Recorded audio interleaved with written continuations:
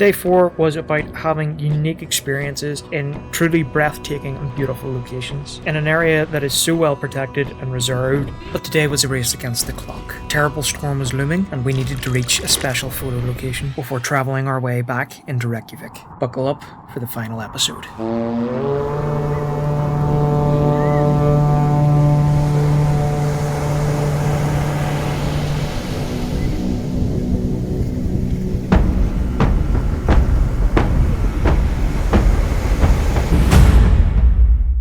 Today we started off from Hotel Hafrnajal, and we would travel out to our final destination that we'd see on this spectacular journey.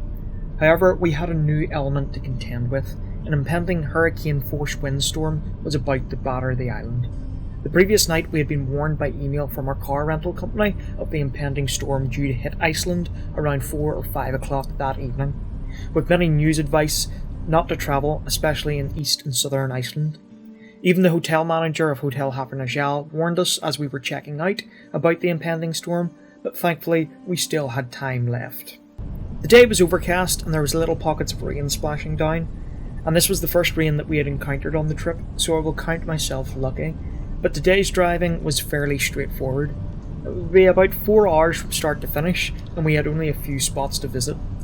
The first was travelling all the way to Budur, where I had always wanted to do a photo shoot of one of the iconic black churches on Iceland. However, a wrong turn landed us at our second destination first, and this was the Bjarnfoss waterfall. In the end, this sort of worked out well, as it enabled us to capture some of the fantastic shots of this 262 foot or 80 metre tall waterfall.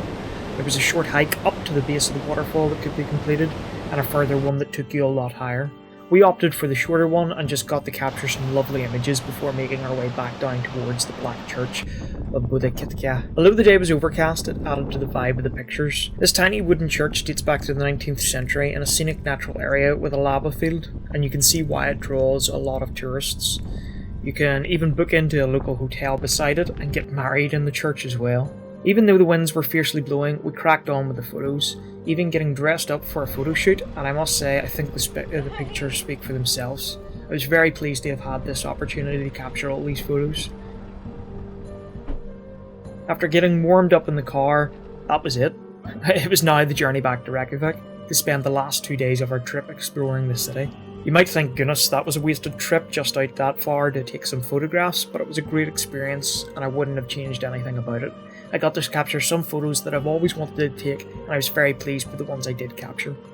On the journey back, however, we had stopped off at 2 little areas, one being the mineral spring area of Ulkeldava, a mineral spring that's been there since 1754, if you read the sign. It has been used by farmers in the area for generations and said to have had healing properties, which I would believe considered the high amount of content of minerals as opposed to regular drinking water. I of course had to crack on the tap and take a sip, but as I went back for another handful, the taste finally hit home in my mouth. Very heavy iron content with that blood tasting and the weird carbonated sparkling water taste, of which I'm not a fan of. So one sip and a struggle to swallow was enough for me. After this we had a spot of lunch, just eating in the car and watching other people come to try the water with similar reactions, which was quite funny, before we began our travels again.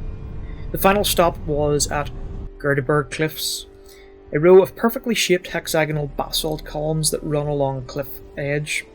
Think taller versions of the Giant's Causeway. The cliff on which the Gerdeberg columns reside is over 1 kilometre long, with columns being 7 and 14 metres, 23 or 46 feet tall, and up to 5 metres wide, which is pretty amazing to see. It sort of looks like a fortress wall of some ancient castle. I of course had to let the drone stretch its wings and take flight here to capture some of the amazing aerial shots of the landscape and a nearby red roof church. Then it was the final leg of the journey to Hotel Muley. This was a lovely self-check-in, self-checkout hotel with a lot of free amenities to avail of, from free teas, coffees and a communal cooking area. The rooms were lovely and quiet with fantastic showering facilities, and they were very warm and cosy. We spent the evening exploring Iceland's Reykjavik city centre as the winds were finally starting to take hold, and we considered just how lucky this trip had been, for the next day the whole of Iceland was on standstill, with the majority of the main roads through southern and eastern Iceland being closed due to the force of the storm. It was definitely one of those timings of our trip that couldn't have been better, So for that, I'm very thankful. In closing, recounting this trip across Iceland has been lightning in a bottle. It worked itself out so well, and we have managed to achieve so much of everything that we had put in and planned, if not more. It was truly a once-in-a-lifetime trip, and if you asked me to go back, I certainly would do it again in a heartbeat without a second thought. I would love to see Northern Iceland and the sights and wonders it would have to offer, but I would highly recommend anyone going to Iceland to rent out a car and be adventurous and travel, as that's the best way to experience the best of what Iceland has to offer. In closing, I would like to thank you very much for coming on this journey of photographing Iceland with me.